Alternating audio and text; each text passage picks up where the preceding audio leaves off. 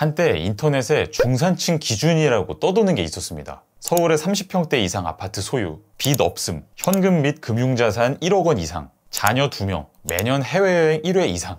딱 봐도 되게 짜증나는 기준이잖아요. 솔직히 대한민국에 이렇게 사는 사람이 몇 명이나 되겠어요. 근데 그거 가지고 이 정도는 살아야 중산층이야 라고 말하는 게 참 적절하지 않은 기준이죠.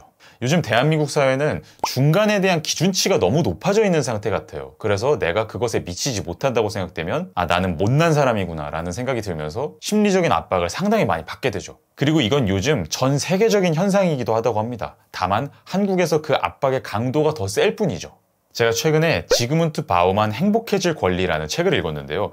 이 책은 폴란드 출신의 저명한 사회학자인 지그문트 바우만이 말년에 자신의 인생의 지혜를 담아서 삶에 대한 통찰을 녹여낸 책입니다. 원제는 The Art of Life, 삶의 기술이에요. 이 책에서 바우만은 소비 활동, 그리고 소비를 많이 할 수 있도록 하기 위해서 자신의 커리어를 발전시키는 그런 활동에 엄청나게 많은 비중을 두고 살아가는 이 현대인의 삶이라는 게 과연 무엇일까? 왜 우리는 그런 삶을 살게 됐을까? 그리고 이런 환경에서 과연 우리는 어떻게 행복으로 나아갈 수 있을까라는 주제를 담고 있습니다.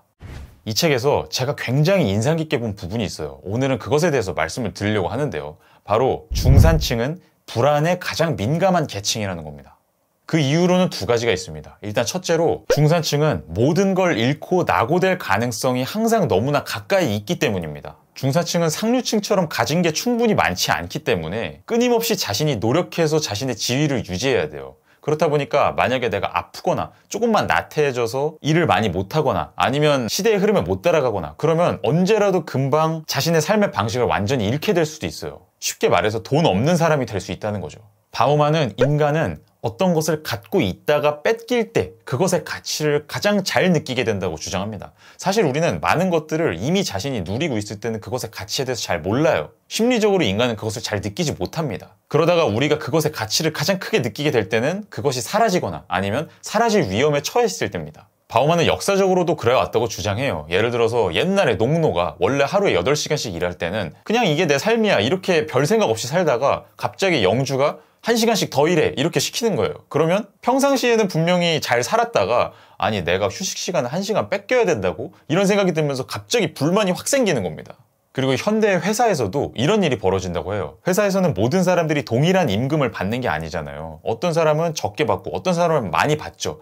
그랬을 때 만약에 처음부터 그 회사에서 임금을 적게 받는 직무가 있었다고 합시다. 그러면 사실 그 직무를 맡은 사람들은 그렇게 큰 불만이 없이 그걸 받아들이는 경우가 많다고 해요. 왜냐면 나보다 돈을 더 많이 받는 사람들은 그만한 일을 하니까 그런 거지. 나는 이 일을 하면서 이렇게 받는 거야 라고 생각하면서 살다가 만약에 자기랑 같은 임금을 받던 직무가 있었어요. 근데 갑자기 그쪽은 임금이 상승하고 자기는 그대로인 겁니다. 그러면은 사람이 갑자기 엄청나게 큰 박탈감을 느낀다고 해요. 분명히 자신이 받는 임금에는 변화가 없는데 그럼에도 불구하고 인간은 내가 원래 그 집단 안에서 차지하고 있었던 이런 위치가 있었는데 갑자기 그 위치가 둘로 쪼개지더니 나는 그 중에서 더 낮은 위치로 강등을 당하게 되는 겁니다. 나의 임금은 변화가 없지만 그 집단 내에서의 나의 단계가 강등이 되는 거죠. 이런 상황에서 근로자들은 굉장히 강한 불만을 품게 된다고 해요. 이러한 인간의 습성과 관련해서 중산층은 굉장히 미묘한 위치를 차지하고 있습니다. 현대사회가 되면서 중산층은 유례 없이 많은 물질적 풍요를 누리게 됐습니다. 그런데 문제는 그 풍요가 안정적이지는 않아요. 자신이 끊임없이 열심히 노력해야 얻을 수 있는 풍요고 노력하지 않으면 그 풍요는 언제든지 사라질 수 있습니다. 또 운이 나빠도 사라질 수도 있고요. 물론 모든 계층이 다 이런 위험을 품고는 있지만 상류층 같은 경우에는 가진 게 아주 많기 때문에 어느 정도의 불운에는 대응할 수 있는 여력이 있어요. 반면에 중산층은 그렇지가 않다는 겁니다. 그래서 중산층은 언제라도 내가 이 사회에서 낙오될까봐 강등될까봐 불안에 시달릴 수밖에 없습니다. 처음부터 아예 아무것도 안 누렸으면 모르겠는데 이미 물질적 풍요를 많이 누려봤기 때문에 그게 없어진다는 거에 대한 불안감도 심할 수밖에 없는 거죠. 그리고 또 상류층 같은 경우에는 만약에 한 세대가 많은 부를 이뤄놨으면 그 다음 세대는 그냥 적당히 노력 정도만 해도 적어도 잘 먹고 잘 살 수는 있어요. 그런데 중산층 같은 경우는 매 세대 노력이 리셋돼야 됩니다. 우리 부모님이 노력하셔서 중산층이 됐다고 해도 자식도 똑같이 노력을 해야 그걸 유지를 할 수가 있거든요. 자식은 부모님 세대보다 못하면 떨어질 수밖에 없어요. 여기에 대해서도 그 자식들이 이미 가진 걸 잃을까봐 느끼는 불안은 클 수밖에 없겠죠. 두 번째로 중산층은 위로 올라갈 가능성이 어느 정도 많이 열려있기 때문에 끊임없이 불안에 시달리는 면모도 있습니다. 아주 슬픈 이야기지만 처음부터 너무나 어려운 환경에 처해 있었던 사람들은 엄청난 발전의 가능성이 열려있다는 생각 자체를 하지 못할 경우가 많습니다. 반면에 중산층은 어느 정도 물질적, 정신적 여유가 있기 때문에 위로 올라갈 수 있다는 생각을 하게 되죠. 그리고 이 생각 자체는 아무런 문제가 없어요. 그런 꿈을 품고 살아가는 것은 좋죠. 그런데 문제는 현대사회에서는 그 가능성에 대한 정보가 너무나 많이 홍수처럼 주어지기 때문에 그 미래의 가능성이 현재를 잡아먹는 지경에 이르게 되었다는 겁니다. 바우만은 현대사회에서는 새로운 자아, 지금의 나보다 더 업그레이드된 나의 가능성을 실현해 볼 수 있는 수단들이 너무나 많이 주어져 있기 때문에 그런 걸 안 해보는 게 되게 나태한 것처럼 받아들여지게 됐다고 주장합니다. 유튜브만 봐도 자기개발 콘텐츠도 널려있고 투자에 대한 콘텐츠, 부동산 콘텐츠, AI 활용법 알려주는 콘텐츠, 스마트 스토어 여는 콘텐츠 이런 것들이 널려있잖아요. 그리고 또 나를 다스릴 수 있는 이런 철학 콘텐츠도 있고 심리학 콘텐츠, 정신의학 콘텐츠, 의학 콘텐츠 그런 것도 아주 많습니다. 그렇게까지 많은 비용을 들이지 않고도 충분히 지금의 나보다 더 나아진 새로운 나로 나아가기 위한 과정을 밟아볼 수가 있어요. 근데 이런 가능성들이 너무 많이 열려있다 보니까 현대인들은 현재의 나가 가치가 없는 나라고 느끼기 시작했다는 게 바우만의 주장입니다. 나는 아직은 업그레이드 되지 못한 나일 뿐이고 항상 더 나은 나로 나아갈 준비가 돼 있는 그런 상태에 있는 나일 뿐이라는 거죠. 그리고 그렇게 도처에 널려있는 가능성을 적극적으로 실현하지 않으면 그런 나는 시대에 뒤떨어진 나, 나태한 나, 못난 나가 됩니다. 바우만은 현대사회는 하나의 거대한 로또 시스템 같다고 주장합니다. 누가 사업을 해서 대박이 나가지고 수백억을 벌었다 이런 뉴스가 끊임없이 우리한테 들리잖아요. 그런 상황 속에서 중산층은 내가 노력하면 성공할 수 있는 확률이 충분히 주어져 있다는 걸 너무나 잘 알고 있어요. 그렇기 때문에 계속해서 이것저것 새로운 거를 시도해봐야 한다는 압박을 받게 됩니다. 지금 내가 걸어가고 있는 이 길이 그냥 내가 현재에 안주하는 길이 아닐까? 사실은 나도 저 사람들처럼 도전해보면 더 성공할 수도 있는데 이대로 있는 거는 한 번 사는 인생, 제대로 못 사는 인생이 아닐까? 이런 생각을 하면서 일종의 로또 티켓을 구매하는 행위를 계속 한다는 거죠. 여기서 터질지 저기서 터질지 모르니까 유튜브도 해보고 블로그도 해보고 쇼핑몰도 열어보고 사람들이 성공의 길이라고 말하는 거는 다 해봐야 된다는 압박을 느낀다는 거죠. 마치 사람들이 다 로또 사려고 줄을 서 있으면은 나 혼자 안 사기에는 약간 압박을 느끼는 것처럼요. 더군다나 로또는 가능성이 아주 낮지만 사람들이 말하는 성공은 확률이 꽤 높아 보이잖아요. 그러니까 더더욱이나 그 티켓을 안 사고는 압박감을 너무 많이 느낄 수밖에 없겠죠. 이런 바우만의 주장에 대해서 어떻게 생각하시나요? 저는 굉장히 공감이 되거든요. 사실 제가 하고 있는 이 유튜버라는 직업이 되게 현대적인 직업이잖아요. 새롭게 생겨난 직업이고 그렇다 보니까 전통적인 노동의 형태랑은 많이 다른 것 같아요. 저는 솔직히 제가 지금 이 영상을 올린다고 해서 제 미래가 안정적으로 쌓여갈 것 같다는 생각은 잘 들지 않거든요. 그냥 일단 열심히 해보는 겁니다. 보장돼 있는 건 없는데 그래도 이렇게 열심히 하다 보면 어떤 결과가 따라오지 않을까라는 막연한 생각 때문에 계속 하게 되는 게 있거든요.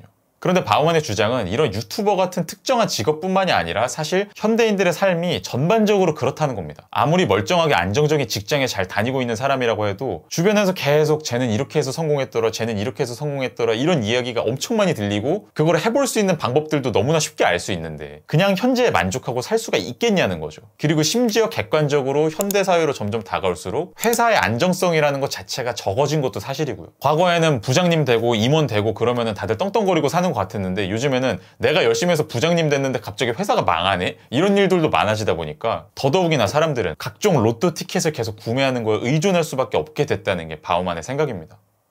그리고 바우만의 또 다른 의미심장한 주장은 현대인들은 이렇게 끊임없이 변화를 추구해야 하는 환경에 놓여 있다 보니까 오히려 그 어느 시대보다도 가장 안정적인 가능성을 꿈꾸게 됐다는 겁니다. 예를 들어서 코인 대박나서 100억 부자 됐으면 좋겠다 이런 거죠. 그 누구도 나의 성과를 앗아갈 수 없을 만큼 압도적인 성취를 이뤄가지고 나는 떵떵거리면서 살아가고 싶다 이런 열망을 현대인들은 더 강하게 느낀다는 겁니다. 이전보다. 어느 정도의 성취만 가지고는 그게 언제 사라져버릴지 모르기 때문에 항상 불안에 시달릴 수밖에 없으니까요. 이렇게 역으로 안정성을 추구하는 경향이 바우만은 현대인들의 인간관계에 대한 욕망에서도 나타난다고 주장해요. 현대의 인간관계 역시 커리어와 마찬가지로 항상 유연하게 변화에 열려있는 형태로 변화해 왔죠. 한 명과 그냥 결혼해서 평생 쭉 사는 것보다는 계속해서 연애를 반복하고 한 동료 집단이랑 평생 같이 일하는 것보다는 언제라도 이직할 수 있는 그런 회사 문화가 만들어지고 이것 또한 나와 더 잘 맞는 사람들, 나한테 더 많은 이득을 가져다 줄 수 있는 사람들에 대한 정보가 이 세상에 이렇게 널려 있는데 내가 그냥 한 사람한테만 헌신하는 게 과연 맞을까? 라는 생각이 들다 보니까 자연스럽게 계속 유동적인 인간관계를 추구하게 되는 거라고 바우만은 봤거든요. 그런데 바우만은 또 이런 시대적 상황일수록 오히려 사람들은 더 정말로 안정적이고 헌신적인 인간관계에 대한 열망을 품게 된다고 봤어요. 근데 다만 그 열망을 실현하면서 사는 건 쉽지가 않죠. 욕망의 차원에서는 그런 안정성을 원하는데 또 한편으로는 계속해서 주어지는 가능성들을 놓치기가 싫으니까 이 두 안정감과 유동성 사이에서 끊임없이 갈팡질팡하면서 고민하게 되는 게 현대인의 삶이다라고 바우만은 분석하고 있습니다.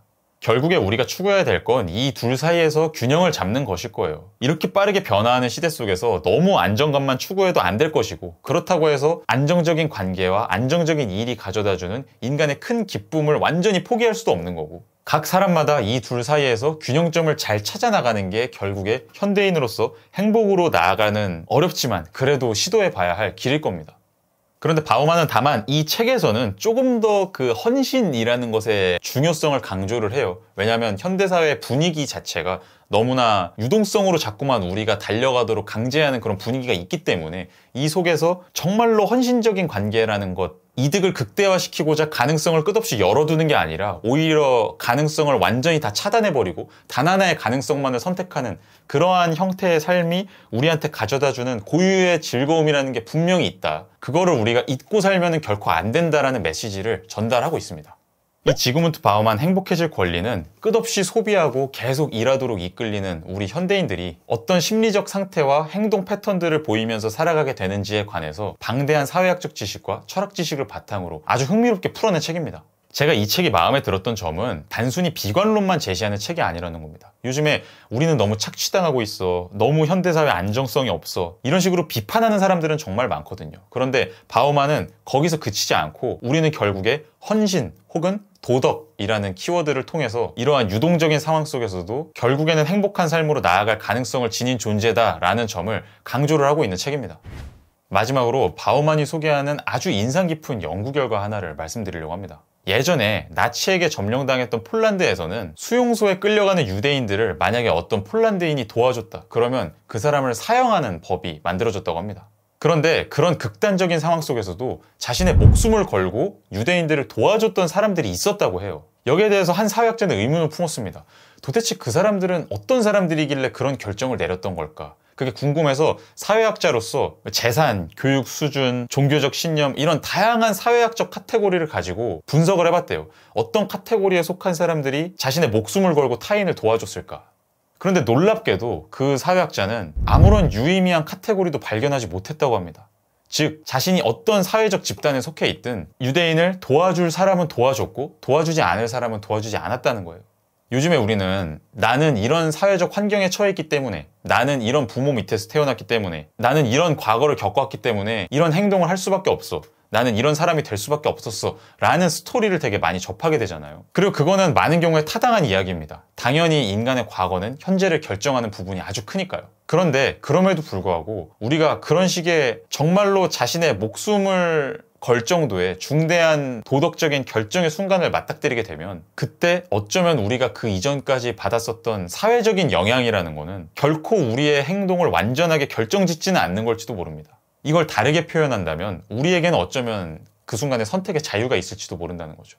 이런 의미에서 바우만은 이 책의 원제가 The Art of Life이듯이 art가 영어에서 기술이란 뜻도 있지만 예술이란 뜻도 있잖아요. 우리 각자가 다들 한 사람의 삶을 창조해 나가는 예술가다라고 주장을 합니다. 물론 나는 사회적인 영향을 엄청나게 많이 받으며 살아가는 존재지만 그럼에도 불구하고 삶의 어떤 순간순간들에서는 내가 자유롭게 발휘할 수 있는 나의 삶의 행적을 선택할 수 있는 능력이 분명히 있다는 거죠. 근데 사실 그 자유는 때로는 많은 부담으로 다가오기도 합니다. 바우만도 예술가라는 표현을 긍정적으로만 사용한 건 아니에요. 예술가들은 그 누구보다도 불안정한 지위에 놓여있는 사람들이기도 하니까요. 마찬가지로 우리도 각자 한 명이 자신의 인생을 창조해 나가야 한다는 점에서 항상 많은 불안에 시달리고 또 특히나 현대사회의 중산층 같은 경우는 더 많은 불안에 시달릴 가능성이 높지만 그래도 우리는 어쨌든 나의 예술적인 역량, 기술을 통해서 삶의 균형을 만들어 나갈 수 있는 존재라는 점을 항상 상기하면서 살아간다면 이 사회 속에서 조금 더 잘 살아가는 데 큰 도움이 되지 않을까 생각을 해봅니다. 네, 오늘 제가 준비한 내용은 여기까지고요. 오늘 말씀드린 내용에 관심이 가신다면 이 지그문트 바우만 행복해질 권리 책도 한번 관심을 가져주시면 좋을 것 같습니다. 저는 또 다음에 재밌는 내용으로 돌아오도록 하겠습니다. 감사합니다.